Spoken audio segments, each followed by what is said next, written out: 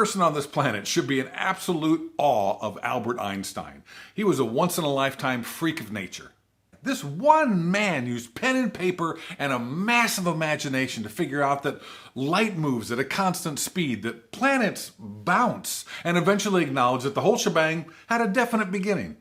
The thing is, he was only a part-time physicist. He was an engineer who studied physics in his spare time. Some men collect stamps. In Albert's leisure time, he figured out the velocity of light.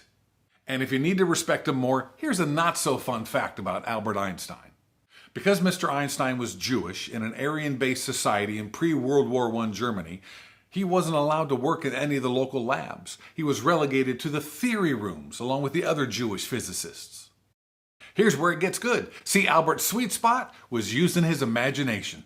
If he actually had to prove his theorems, who knows how far he and his theories would have advanced.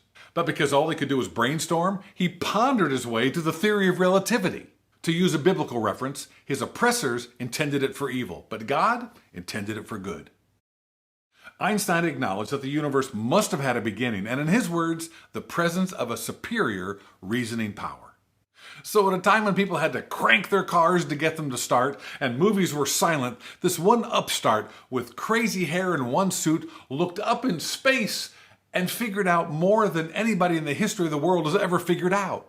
By using math, of all things. I will never make fun of the pencil pocket protector people ever again, at least not to their faces. Could you imagine Albert's home life? His wife would ask, "What did you do at work today, dear?"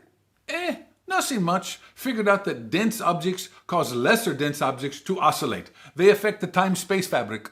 That's nice. More kielbasa?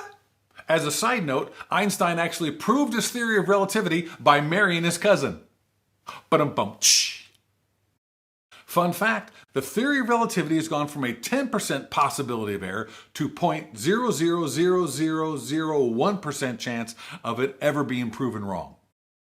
Next week, I talk about the possibility of getting something from nothing.